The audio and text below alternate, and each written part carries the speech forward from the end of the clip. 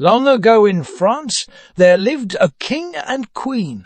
More than anything, they longed for a child. At last, to their great happiness, the queen gave birth to a little girl. All the bells in the land were rung with joy. The king and queen invited all the fairies in the kingdom to the naming party for the baby. And what a party it was! Plates and silverware of pure gold were set with care before each guest. But one fairy, Maleficent, who had left 50 years before and had not been seen in all that time, showed up at the door. Quickly the king and queen found a place setting for the new guest. But alas, the plate and the silverware were not of pure gold. This made the old fairy very angry. Soon it was time for each fairy to give her blessing to the baby.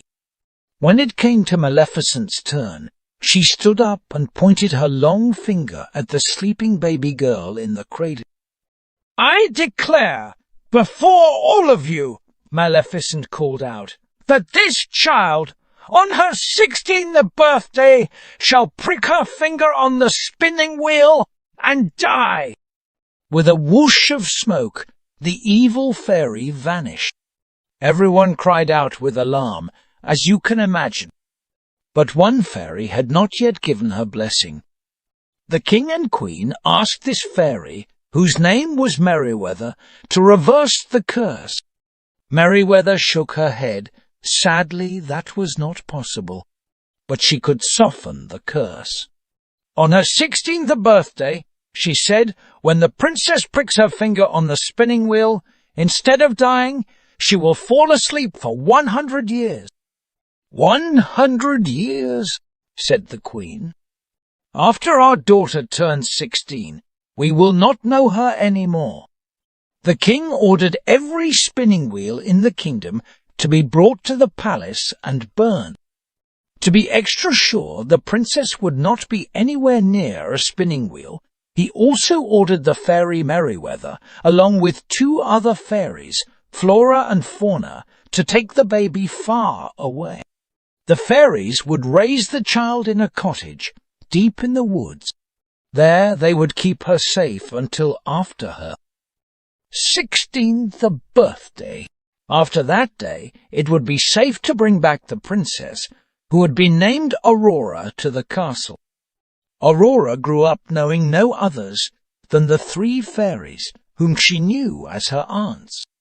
The animals of the forest were her friends. The birds and the deer, the chipmunks and the rabbits followed her around as she fed them treats and cooed to them. From the time she was little, Aurora was told she must stay inside the hills that surrounded them. She did not mind that in the least. The woods were wide and deep inside the hills, and there was plenty of room for her to play. One day, Aurora came home to the cottage to find her 3 aunts preparing for a party. "What's going on?" she said. "Tonight we will celebrate your 16th birthday," said Flora. "It is?" said Aurora. "That means tomorrow I go back to the castle." "Yes," said Merryweather. "We have kept you safe from that spinning wheel for 16 years. Soon it will be time for you to take up your royal life as a princess. And the first thing for you will be to get married," said Fauna. "Married already?" said Aurora. "Do you know who I'm supposed to marry?" "We do," said Fauna with a wave of her hand, "but there's no need to worry about that. Even if he's a bit strange, some might say a bit horrid, you won't have to spend much time with him after all. And he does come from a fine family," Flora added with a quick smile. "Wait a minute," said Aurora, pulling back. "Why do you say he's a bit horrid?" "It's best not focus on such things, dear," said Merryweather. "Just do everything your husband tells you to do," said Flora, "and you will be fine. This is not turning out like I thought," cried Aurora. "Ah! How long do I have to stay married? No, this is all wrong, cried Aurora.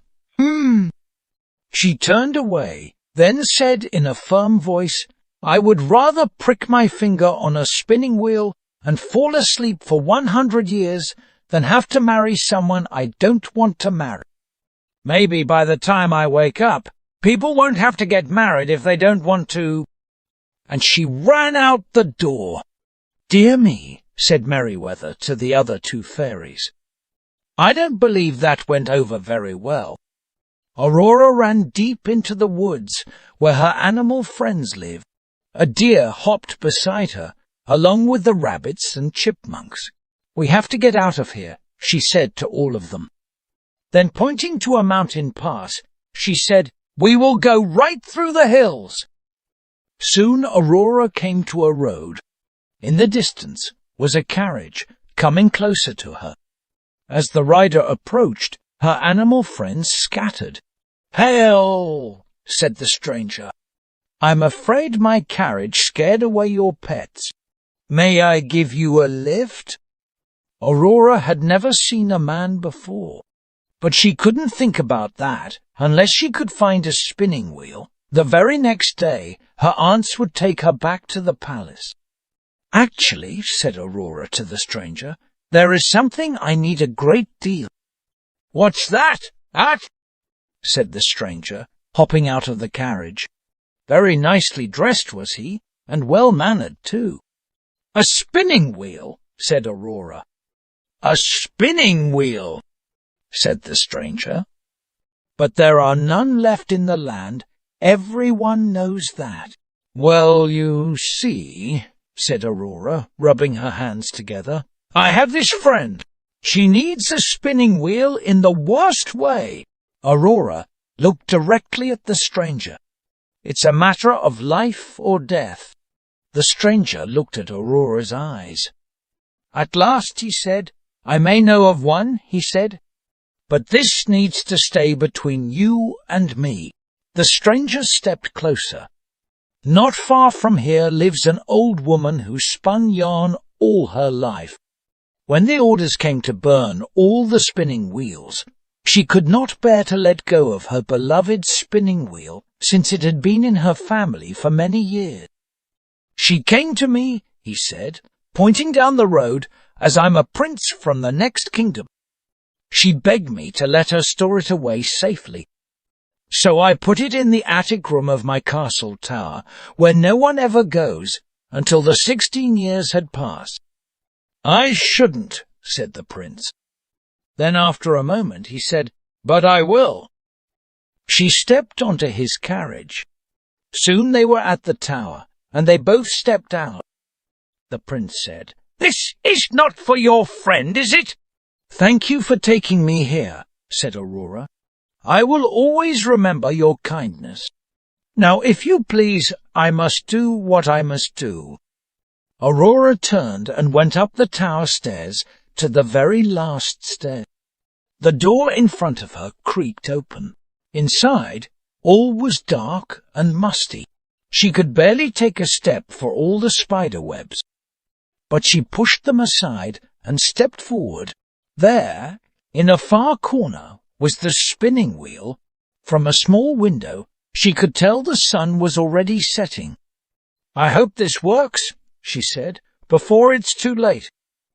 Aurora held out her finger to the tip of the spindle. She pricked her finger on that spindle. One tiny droplet of blood dripped from her finger. At once, Aurora felt dizzy. She fell onto an old, dusty velvet blanket that lay on the attic floor and fell into a deep sleep.